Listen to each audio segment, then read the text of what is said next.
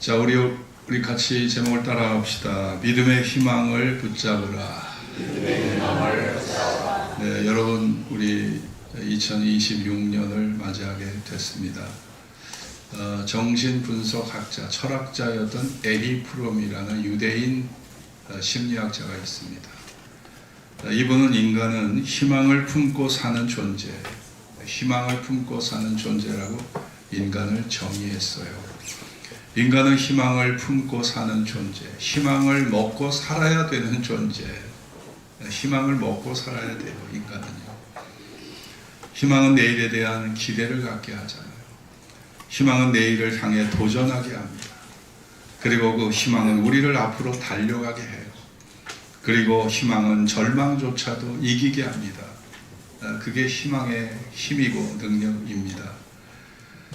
살기 좋은 대한민국, 제가 유튜브를 보니까 유대인의 집단이 집단적으로 대한민국으로 이주해 오려고 하는 그러한 계획을 유튜브에서 볼 수가 있었습니다. 유럽 사람들도 주목하는 대한민국, 미국 사람도 살기 좋은 아시아권에서 대한민국에 살고 싶다. 세계가 주목하는 대한민국이 됐는데, 우리의 안타까운 현실은 매년 1년에 14,000명, 평균 14,000명이 자살을 하고 있습니다. 이게 대한민국의 현실이에요. 이유가 뭘까요? 이렇게 잘 사는 나라, 세계가 부러워하는 나라, 세계가 주목하는 이 나라가 어떻게 매년 14,000명이 죽어나갈까? 희망이 없는 거예요. 물리적으로, 환경적으로 화려하다고 해서 그게 전부가 아니거든요. 인간은 영적인 존재자입니다.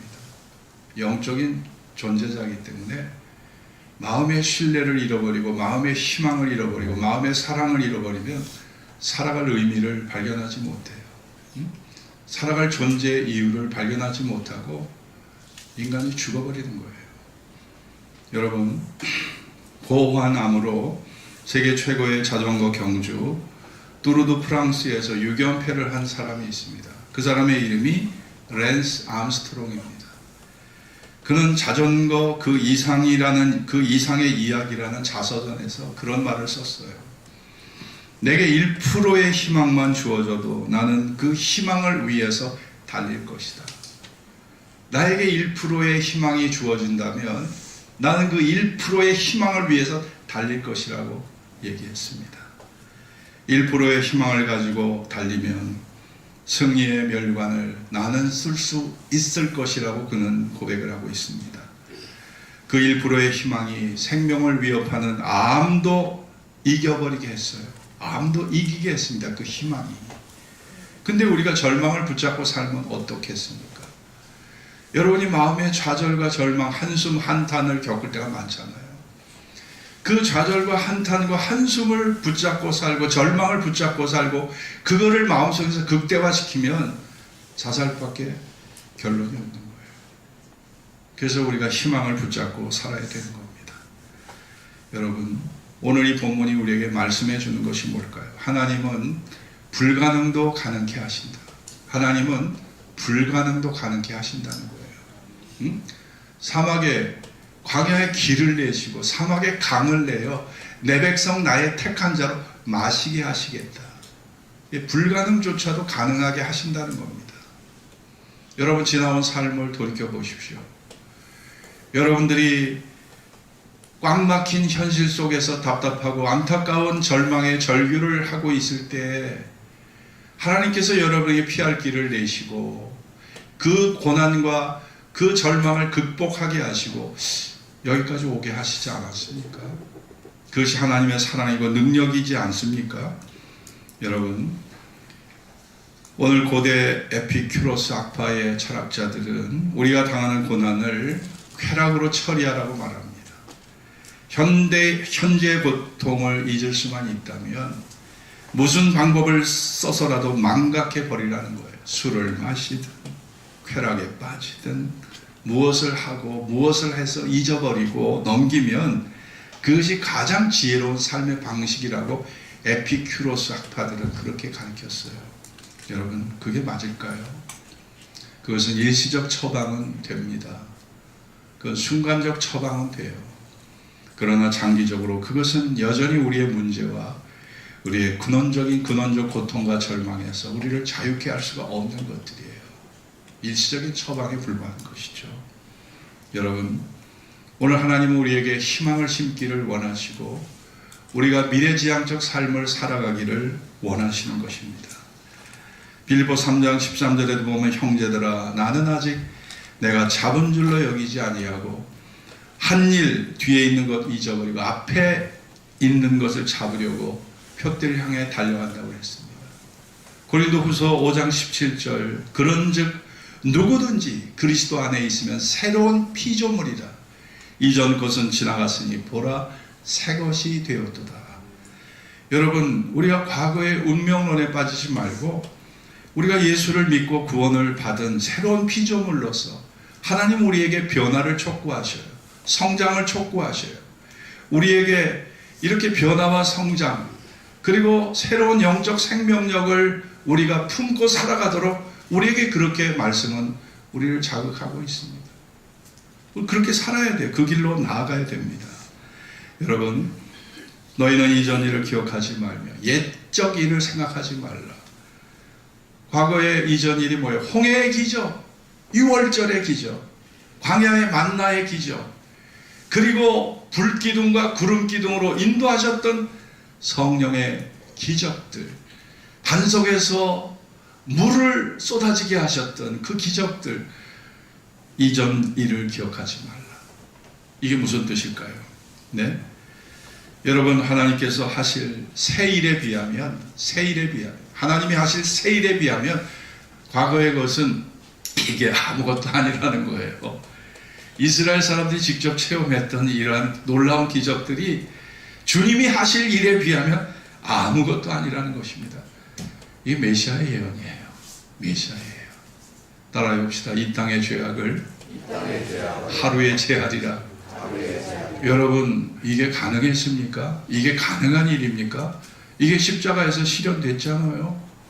그러니 과거의 유월절 사건, 만나 사건, 반석을 깨뜨려 물을 얻었던 사건들에 비하면 예수 그리스도 메시아를 통해서 나타낼 사건들은 더 어마어마하고 화려한 것들이 기다리고 있다는 것이죠. 여러분, 바로 그것입니다. 너희는 이전 일을 기억하지 말며 옛적 일을 생각하지 말라. 보라, 내가 새 일을 행하리니 이제 나타낼 것이라. 메시아의 예언입니다. 메시아의 예언. 예수 그리스도를 통해서 구원이 임해요. 죄 씻음, 죄 용서, 죄 사함. 우리의 죄가 십자가에서 씻어지고 용서되고 우리가 의인이 되고 이 땅의 죄악이 하루에 제해지고 그리고 예수 그리스도의 임하심을 통하여 재림을 통해서 우리가 부활의 생명을 얻고 영원히 하나님 나라에 나아가서 살아가게 될, 여러분, 천국이 완성되고 부활의 영광이 완성되는, 여러분, 우리는요 미래를 바라보고 그 미래지향적인 삶을 살아가는 것이에요. 믿습니까, 여러분? 여러분의 과거의 영광이 아무리 화려하고 영광스럽다 그래도 아직 나타날 것에 비하면 아무것도 아니라는 거예요. 아무것도 아니라는 거예요. 그러니 우리가 절망의 한숨에 빠지지 말라는 거죠. 절망의 한숨에 빠지지 말라. 우리에게 영광스러운 미래가 다가오고 있는데 초상집에서 겪어야 될 눈물의 한숨만을, 눈물만을 쏟고 있다면 그건 아니죠. 그렇지 않습니까? 우리가 낡은 옷을, 새 옷을 입으려면 낡은 옷을 벗어야 돼요. 벗어 던져야 새 옷을 입을 수 있어요.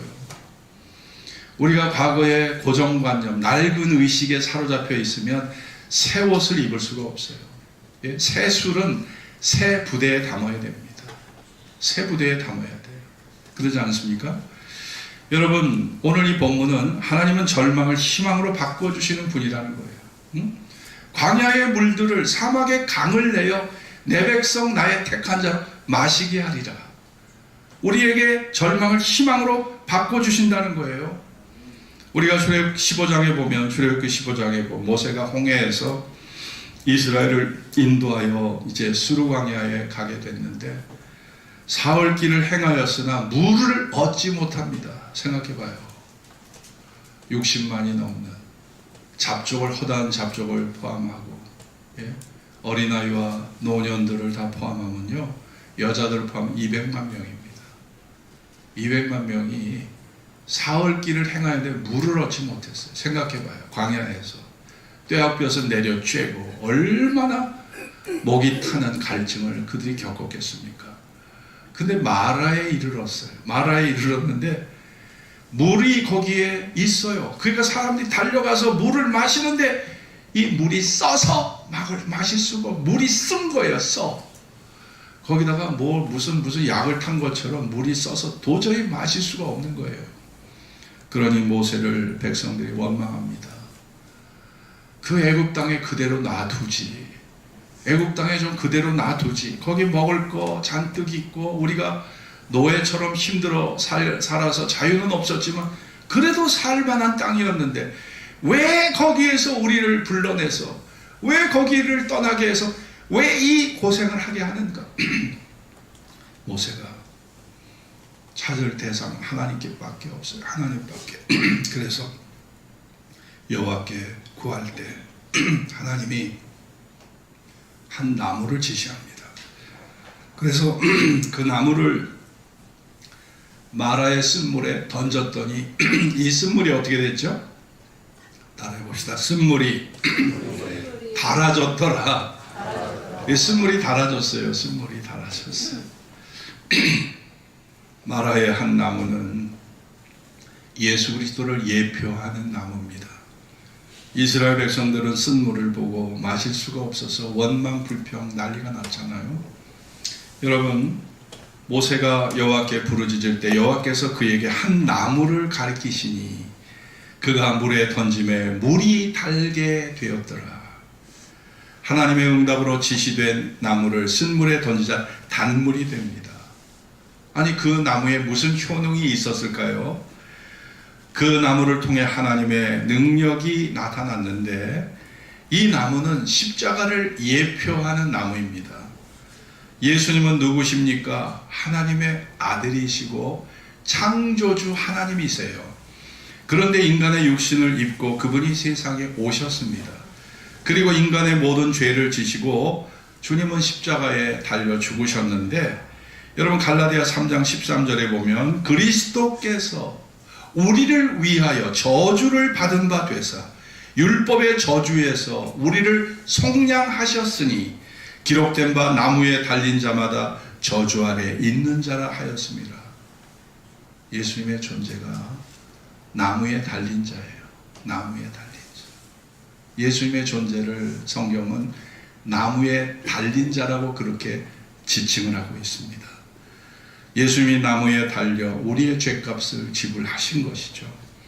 베드로전서 2장 24절에 보면 베드로는 말씀하기를 친히 나무에 달려 그 몸으로 우리 죄를 담당하셨으니. 그러니 여러분 나무가 누구예요? 나무가 누구를 상징합니까? 하나님의 아들 예수 그리스도를 상징하는 거예요. 성경의 나무는 바로 예수 그리스도의 십자가를 상징하는 그런 명칭입니다.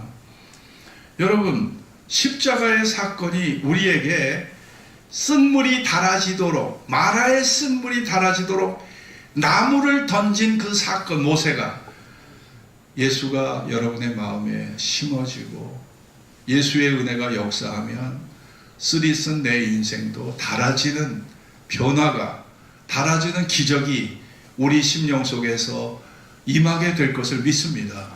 여러분이 올해 기대하는 것 환경의 변화, 조건의 변화, 나라의 변화, 국가의 변화, 자녀의 변화, 내 성격의 변화 아마 이런 물리적 환경적 변화는 기대하기 어려울 거예요. 그러나 여러분이 주님을 의지하면서 내 삶에 쓴물이 달아지는 역사가 예수의 은혜로 임하기를 기도할 때 하나님은 그 은혜를 여러분에게 베풀어 주실 것을 믿습니다. 여러분 나오미라는 여자가 있습니다. 나오미라는 말은요 히브리 말로 기쁨이란 뜻이에요. 기쁨과 즐거움이란 뜻입니다. 근데 이 나오미가 베들레헴에 가뭄이 닥쳐가지고 모압 땅으로 이주를 해서 살았는데 그 모압 땅은 나오미에게 저주의 땅이었어요. 남편이 죽었습니다. 두 아들이 죽었습니다. 그러니까 이 3부자가 다 죽어버렸어요. 3부자가 다 죽었어요. 그리고 며느리 둘과 자기만 남아서 고향 땅으로 다시 돌아왔어요. 모압 땅은 나오미에게 있어 쓴물의 경험을 한 쓰디쓴 땅이 된 거죠. 나오미가 신세를 한탄하면서 룻기 1장 20절에 보면 나오미가 그들에게 이르기를 나를 나오미라고 부르지 말라. 나는 기쁨의 딸이 아니고 나는 즐거움의 딸이 아니라 나를 마라라고 불러달라. 마라. 나는 쓰디쓴 고통을 겪은, 절망을 겪은 그런 존재이니까 나를 희락이라고, 기쁨이라고 부르지 말고 나를 괴로움의 여자, 슬픔의 여자, 절망의 여자라고 불러달라. 그게 내 현실이니까. 나오미가 사람들에게 그렇게 말해요. 베들레헴 자기 고향 사람들에게 그렇게 말합니다. 나는 기쁨과 희락의 여자가 아니라 나는 절망과 괴로움과 죽음과 슬픔을 맛본 그런 절망의 여자니까 나를 절망이라고 슬픔이라고 불러달라. 야, 이게 나오미의 고백이죠. 그런데 하나님께서 나오미의 며느리 룻을 통해서 기업 물을 자 영적 고엘 보아스를 만나게 해서 재혼을 하게 하고요. 아들을 낳습니다. 나오미는 꿈인가 생시인가 정말 이 모압 여자 며느리 룻을 통해서 이 룻이 보아스와 결혼해서 보아스가 오벳을 낳고 오벳이 이새를 낳고 이새가 다윗을 낳아서 여러분 이 모압 여자 룻이요 다윗의 왕의 족보에 오르는 영광스러운 지위를 얻게 되고 보아스가 갖고 있던 사회적 지위와 영광을 다 누리고 여러분 정말 나오미가요 자신의 며느리를 모압 여자를 데리고 왔지만 이 쓰디쓴 과거의 상처가 이게 달아졌어요. 예? 쓴물이 달아졌어요. 누구로 말미암아? 하나님의 은혜, 예수의 은혜, 고엘로 말미암아. 보아스 고엘. 근데 이 고엘이 누구예요? 이 고엘이 장차 나타날 예수 그리스도가 바로 우리의 고엘이거든요. 네? 룻의 고엘은 누굽니까? 보아스입니다. 호세아 방탕한 여인 고멜의 고엘은 누구예요? 고멜의 고엘은 호세아 선지자예요. 그죠? 그리고 우리의 고엘은 누굽니까? 우리의 고엘은 예수예요. 그러니 여러분의 죄의 절망, 인생의 절망, 내가 인생을 살 때 마라의 쓴물을 여러분이 경험할 수 있어요. 주식 투자했다가 다 망해버립니다. 이게 쓴물이에요. 부동산 집 샀다가 집값이 4억, 5억이 떨어져 50%가 떨어져. 이게 쓴물입니다. 자식을 훌륭하게 키워내려고 했는데 그 아이가 불량자가 될 수도 있어요. 이게 쓴물이고 내 자식이 이혼할 수 있어요. 그렇게 화려한 결혼식을 치러줬는데 이게 쓴물의 경험입니다.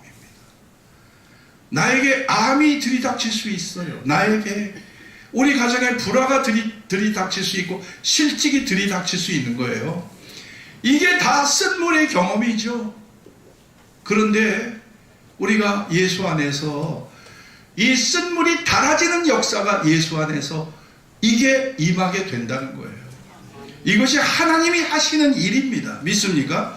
이것이 하나님이 하시는 일이에요. 여러분이 환경의 변화, 조건의 변화를 구하기보다 여러분은 영적인 사람들이잖아요. 그러니까 여러분은요 영적인 은혜를 구하셔야 돼요.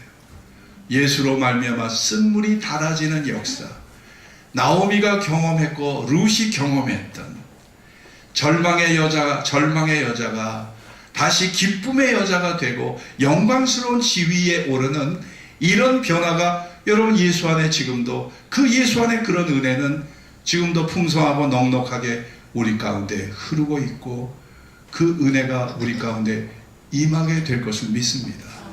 그것이 바로 2026년 우리가 기대하는 바예요. 응?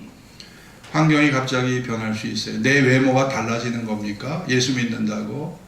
여러분의 인생의 조건이 확연하게 바뀌어지는 겁니까? 예수 믿는다고?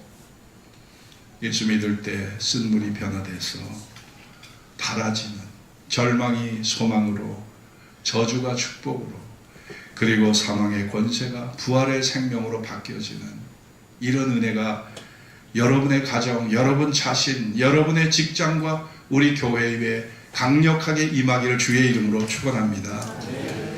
제가 여러분에게 신앙의 팁, 믿음의 팁을 드리자면 늘 해왔던 제 강조점이지만 여러분이 어려운 문제를 겪고 사고를 겪고 절망을 겪을 때 여러분이 정말 하나님을 믿는 사람들이라면 이런 생각, 이런 자세를 가져야 돼요. 그게 뭐라고 그랬습니까? 첫째가 뭐예요?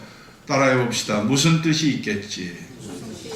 여러분 항상 이거를 떠올리셔야 돼요. 무슨 뜻이 있겠지? 우리는 멀리 내다보지 못해요. 멀리 못 내다봐요. 한 치 앞도 못 봐요. 당장의 눈앞에 보는 것만으로 판단해요. 당장의 눈앞에 보이는 것만으로 판단하는 존재가 인간이에요. 그러니 불평이 나오고 원망이 나오고 하나님을 대적하고 여러분 이게 인간이거든요. 여러분 요셉이 애굽에 팔려가는 것을 보면 이거는 야곱의 입장에서, 아버지 입장에서 보면 이거는 하나님의 섭리가 어떻게 내 가장 사랑하는 내 아내 라헬도 데려가시더니 이제는 요셉마저 내가 가장 사랑하는 것을 빼앗아 버리는 그 하나님이 얼마나 야속하고 얼마나 하나님이 야속하고 얼마나 하나님이 증오스럽게 느껴졌겠습니까? 생각해봐요. 내가 무슨 하나님 아브라함의 손자야. 나는 저주받은 자고 나는 하나님 앞에 버림받은 존재고 나는 쓰레기같이 나는 하나님 보시기에 가치 없는 존재라고 야곱이 얼마나 마음속에 탄식하고 절망을 했겠어요. 근데 요셉은요, 앞으로 나타날 7년 흉년을 대비해서 하나님의 선발대로 요셉을 애굽으로 보내신 거예요. 그 은혜가 없었다면, 양식을 얻게 하는 은혜가 없었다면 야곱의 70명의 가족은 다 죽었어요. 그러니까 7년 흉년을 대비해서 하나님이 요셉을 선발대로 보내신 것이고요.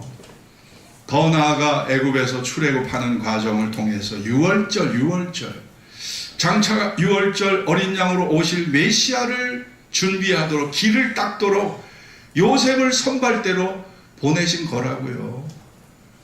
그거를 생각한 사람이 누구였습니까? 아무도 없습니다. 요셉도 야곱도 야곱의 가족도 하나님의 높으신 섭리 아무도 이해 못했어요. 우리는 성경을 보니까 과거의 시대가 적혀있는 이 역사적 관점에서 보니까 이게 드러난 거지 누가 이해를 할 수 있었겠습니까? 이게 하나님의 길이고 이게 하나님의 섭리예요. 응? 그러니 따라해 봅시다. 무슨 뜻이 있겠지 이거예요. 무슨 뜻이 있겠지. 왜 내 자식이 저렇게 아프고 왜 실패하고 왜 이혼하고 왜 우리 가정에 이런 불행과 고난이 왜 엄습할까? 무슨 뜻이 있는 겁니다. 무슨 뜻이 있는 거예요. 여러분 따라해 봅시다. 그래도 감사. 하나님은 나보다 나를 더 잘 아세요. 나보다 나를 더 사랑하시는 거 믿습니까? 하나님은 합력해서 선을 이루어 가셔요. 그리고 나 같은 죄인을 불러내요. 구원받게 하신 그 은혜, 이거 잊으면 안 되잖아요. 네? 우리가 기억해야 될 것은요, 네? 세 번째입니다. 세 번째. 제가 설교 통해서 두 가지는 얘기해요. 세 번째가 뭐냐면 왕이신 나의 하나님의 섭리와 통치를 그리고 그 약속의 실현과 성취를 기다리는 인내가 우리에게 필요한 거예요. 네? 제가 기도하다가 하나님 앞에 받은 것이 강 목사야, 따라해 봅시다. 너는 영적 사과 농사꾼이 되라. 이게 무슨 말이에요? 예? 영적 사과 농사꾼이 되래요, 저보고. 제가 청송에 가서 사과 농장 그 농부들하고 얘기를 나누고, 문경에서도 제가 사과 사러 갔다가 사과 농장 농부들하고도 얘기를 많이 나눴는데요. 사과 농사 짓기 어렵더라고요. 그래서 저는 사과가 비싸도 비싸다고 안 해요. 농사꾼들이 수고한 거에 비하면 아무것도 아니에요, 이게. 나무를 심어야 돼요. 토양을 개간해 줘야 돼요. 갈아엎어야 돼요. 네? 가지치기 해줘야죠. 김을 매주고, 거름을 주고, 비료를 주고, 농약을 주고. 이 농부들이요, 사과 농사를 짓는 분이 사과 나무 밑에다가 은박지 있잖아요. 그 은박지, 비닐 은박지를 쫙 깔아놔요. 왜 그럴까요? 햇빛을 조금이라도 더 받아서 사과 빛이 더 빨갛게 물들게 하려고 거기다가 사과나무 밑에다 비닐 은박지를 쫙 깔아놓는다니까요. 그 수고가 만만치 않아요. 응? 그런데 농부의 수고를 그렇게 다 했다고 해도 사과 열매를 맺으려면 태양의 빛이 비춰져야 돼. 응? 태양의 빛이 비춰져야 돼. 사과 농사가 풍년이 되려면 적당한 비가 와야 돼.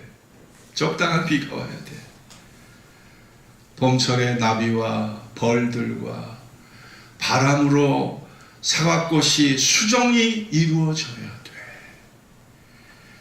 아침과 저녁에 일교차를 통해서 사과의 맛이 들어야 돼. 사과의 맛이 들어야 돼. 사과 농사 짓는 분은요, 사과 농사꾼이 아니에요. 하나님이. 사과 농사의 주체가 누군 줄 아세요? 하나님이에요. 믿습니까, 여러분? 사과 농사꾼은요, 잔심부름 수준입니다.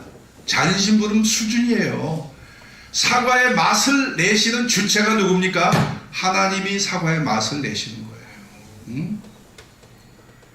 여러분이 금식 기도하고 감사헌금 드리고 11조 내고 교회 와서 청소하지, 식당 관리하지, 식당 봉사하지, 안내하지, 헌금위원하지, 추운데 서 있어야 되지. 내가 예수만 안 믿으면 그런 것에서 다 해방되잖아요. 자유롭게 살 수 있잖아요. 응? 그런데도 뭐 기도하면 기도가 응답이 빨리빨리 이루어지질 않네. 여러분, 사과 농사꾼의 수고가 있다 할지라도 사과 열매를 맺게 하시는 분은 하나님이시고 맛을 주시는 것은 하나님의 통치에 달려있는 거예요. 그렇기 때문에 응답하시고 약속이 성취되기까지 여러분 하나님의 통치와 섭리를 바라보면서 참고 기다려야 돼요. 이게 인간의 길입니다. 이게 우리가 받아들여야 될, 이게 운명적 자세예요. 어쩔 수가 없어. 하나님은 창조주 하나님이시고 우리 피조물이에요. 그분은 우리의 왕이시고 우리는 그분의 지배를 받고 있는 존재이기 때문에 이 어쩔 수 없는 영적 질서를 여러분이 받아들여야 되는 거예요. 응? 여러분이 저만큼 금식해 봤어요? 여러분이 저만큼 3년 동안 145일 금식해 봤냐고요? 응? 교회에 가서 추침기도 270일 했습니다. 근데 하나님이 저에게 야, 너 사과 농사꾼 되라. 네가 금식하고 헌금 많이 드리고 교회 가서 추침기도 하고 별의별 네가 노력과 수고 헌신을 하지만 때를 기다려야지. 네가 왕이 아니잖아. 내가 왕이고 내가 주권자고 내가 통치자니까 기다려야 된다. 여러분 이게 결론이더라고요. 기다리라는 거예요. 기다리라고 하면 기다려야 돼요. 도리 없어요. 예? 여러분 하나님과 대결해서 싸울 거예요? 대결해서 싸워서 이길 수 있습니까? 하나님과 싸워서 이길 수 있으면 싸우세요. 싸우시라고요. 그러나 내가 그분을 싸워서 이길 수 없다면 그분의 통치와 다스림을 받아들여야 돼요. 그게 나에게 명랑하지가 않아. 기분이 좋질 않아. 만족하지 않아. 하나님의 통치와 다스림이 너무나 내가 싫어. 그래도 기다려야 되는 거예요. 그게 우리 하나님의 지배를 받고 있는 오늘 우리 인간이 가야 될 길이라 믿습니다. 로마서 12장 36절 만물이 주에게서 나오고 주로 말미암고 주에게로 돌아감이라 영광이 그에게 세세에 있으리로다. 할렐루야. 여러분 하나님 주권 인정하십니까? 네? 하나님 주권 인정하십니까? 여러분 하나님 주권 인정하지 않으면 여러분이 왕이 되는 거예요. 여러분이 왕이에요. 여러분 생명이 내 겁니까? 생명이 내 겁니까? 여러분 이 땅이 내 겁니까? 돈이 내 겁니까? 건강이 내 겁니까? 여러분이 다 하나님의 것 빌려 쓰고 있는 거죠. 빌려 쓰고 사는 거예요. 시간도 물질도 생명도 다 내게 아니야. 내가 소유권을 주장할 것이 아무것도 없어요. 여러분이 영원한 소유권을 주장할 수 있는 게 한번 따져보세요. 뭐가 있는지. 없더라고요. 내가 영원한 소유권을 주장할 수 있는 게 한 개도 없어요. 한 개도. 하나님 거 다 빌려 쓰고 사는 거죠. 근데 우리가 좀 하나님이 좀 뺏어가고 우리 연단을 위해서 조금 그걸 지체를 하는 거를 우리는 못 견뎌해요. 못 견뎌해요. 왜냐? 내가 자아중심적으로 내가 왕으로서 살아왔거든요. 내가 내 삶의 지배권을 내가 가졌다고 착각하고 살아왔거든요. 그러니까 우리 마음은 하나님의 지배권, 하나님의 통치권, 하나님이 나의 왕이라는 것을 내 자신이 인정하지를 않아. 인정하지를 않아. 내가 여전히 지배자고 내가 통치자고 내가 왕이야.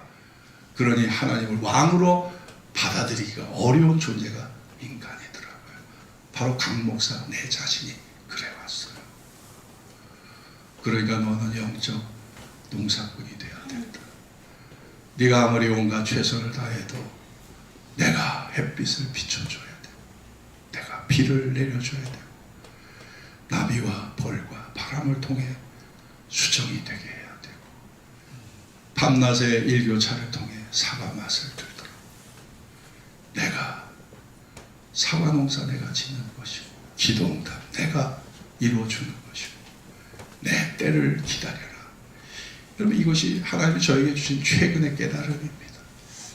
여러분 2026년 살아갈 때도 여러분이 제가 팁을 드리잖아요.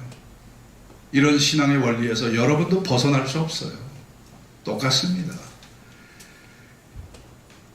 따라해 봅시다. 무슨 뜻이 있겠지? 그래도 감사. 하나님 나의 왕이십니다. 따라해 보세요. 하나님 나의 왕이십니다. 성공이든 따라해 보세요. 성공이든 실패이든 당신의 통치를 받아들이겠습니다. 이게 우리가 가야 될 길입니다. 네? 이게 우리가 받아들여야 될, 수용해야 될 우리 인간의 본분이고 우리가 가야 될 길이에요.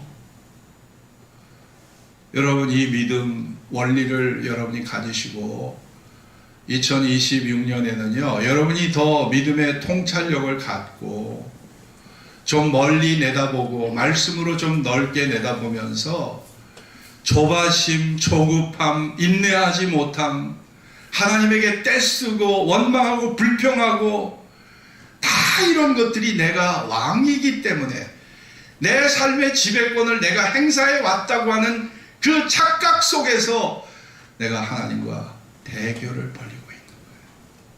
내가 하나님과 대결을 벌이고 있더라고요. 하나님을 왕으로 인정을 안 해. 내가 여자고 남자고 남자고 여자고 동일해. 남자만 그런 게 아니에요. 여자도 똑같아. 그러니 우리가 하나님의 지배권, 통치권, 주권을 인정하면서 살아가는 2026년 밝은 한 해가 되기를 주의 이름으로 축원합니다. 기도하겠습니다. 오늘 주신 말씀 기억하면서 여러분 현실이 여러분 마음에 들게 여러분의 현실이 움직여지던가요? 여러분 삶이 만족스럽습니까?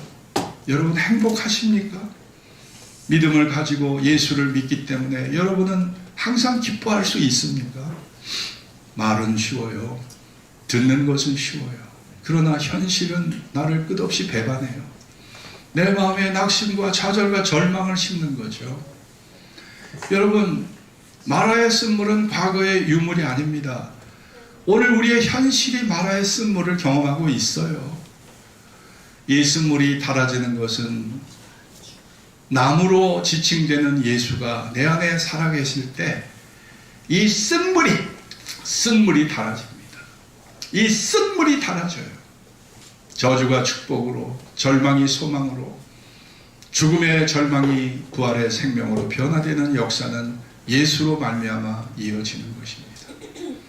여러분이 원치 않는 일, 원치 않는 고난, 원치 않는 질병, 원치 않는 사고, 원치 않는 생활의 염려를 겪을 때 무슨 뜻이 있겠지. 그래도 감사. 하나님, 나는 당신의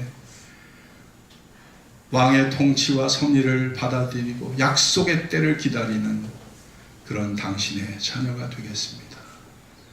그런 겸손의 믿음으로 여러분 하나님을 바라볼 수 있기를 바랍니다.